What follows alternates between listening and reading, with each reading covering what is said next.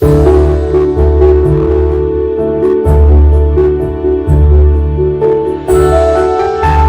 My dear friends, scholars hub for you official YouTube ఛానల్లో కొన్ని phrases చూద్దాం.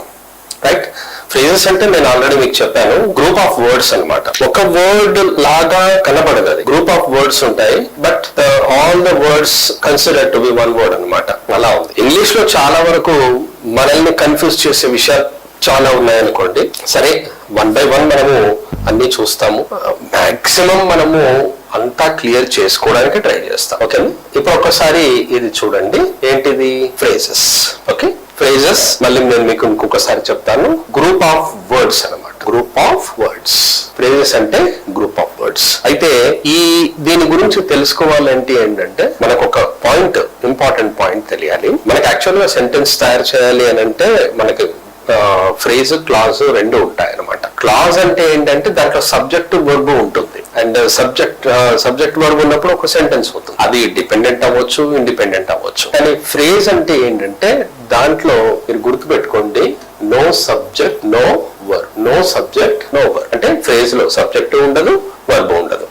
ఇప్పుడు మనము ఏ వర్డ్స్ డిస్కస్ చేసుకుంటున్నాము దాన్ని నేను ఓన్లీ వర్డ్ రాయడమే కాదు వర్డ్ కరెక్ట్ గా స్పెల్లింగ్ చెప్తాను, అలాగే కరెక్ట్ గా ప్రొనౌన్సియేషన్ కూడా చెప్తాను. That I will tell you the meaning of the word and I will tell you how to use the word. Let us start. Bone of content. See here, phrase bone of content. Spelling చూడండి, BONE, gap ఇవ్వాలి, OF, then gap ఇవ్వాలి, CONTENT. Bone of content. మీరే చూస్తున్నారు కదా, 3 words ఉన్నాయి. These 3 words become one word అన్నమాట. అలాగే దీన్ని ప్రొనౌన్సియేషన్ చూడండి, bone of content. Bone of content. మనము ఇంగ్లీష్ నేర్చుకునేటప్పుడు 3 things నేర్చుకోవాలి. 3 things. ఇంగ్లీష్ పైన కమాండ్ రావాలి, గ్రిప్ రావాలి అంటే ఆ 3 things ఏంటి అంటే, one is grammar and one is vocabulary.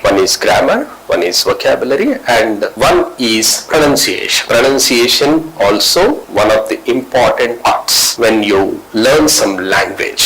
నేను ఇంగ్లీష్ గురించే మాట్లాడడం లేదు, ఈవెన్ తెలుగు మనం నేర్చుకున్నా, మనము వేరే లాంగ్వేజ్ ఏదైనా నేర్చుకున్నా, మరాఠీ నేర్చుకున్నా, మలయాళం నేర్చుకున్నా, సాంస్క్రిట్ నేర్చుకున్నా, గుర్తు పెట్టుకోండి, ప్రొనౌన్సియేషన్ బాగుంది అనుకోండి, your language will be appreciated by each and every one. చాలా బాగా మాట్లాడతారు కదా అది. But when your pronunciation is not good, though you know complete grammar, though you speak good English, pronunciation బాగలేదనుకో, people will say that English అంతా అతను మాట్లాడుతుంటే ఎలాగో ఉంది కదా అనుకుంటా. ఎందుకు అలా అంటే ప్రొనౌన్సియేషనే. So pronunciation makes a very big impression. Bone of content, ఇది word. Meaning of the word నేను చెప్పాను కదా, 3 words కలిపి ఒకే వర్డ్ అవుతుందని. సో మీనింగ్ వచ్చేసి a matter of dispute అంటాం. మ్యాటర్ ఆఫ్ డిస్ప్యూట్ అంటే గొడవకు కారణమైనది అని అర్థం. గొడవకు కారణమైనది అని అర్థం. నేను చూసారు కదా, సెంటెన్స్ చూడండి. Please avoid. Actually this word has come extra, అది ఎక్స్ట్రా వచ్చింది. Please avoid bone of content when you give speeches in public. అక్కడ హాఫ్ అన్ అవర్ ఎక్స్ట్రా వచ్చింది అనుకోండి. ఇక్కడ చూడండి, please avoid bone of content when you give speeches in public. మీరు ఎప్పుడైనా public లో మాట్లాడారనుకోండి, గొడవలకు కారణమయ్యే ఏవైతే ఉంటాయో వాటిని అవాయిడ్ చేయండి. Don't use bone of content in your talk, in your speech.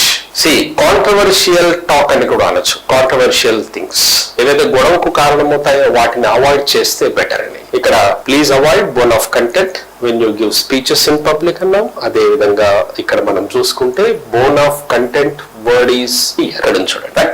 ఇప్పుడు మీరు చూసారనుకోండి, ఈ వర్డ్ ని చూసిన తర్వాత మీరు కూడా ఏదైనా సెంటెన్స్ తయారు చేస్తే, if I use some sentence, I use this word in some other situation or in some other sentences, and you will remember this.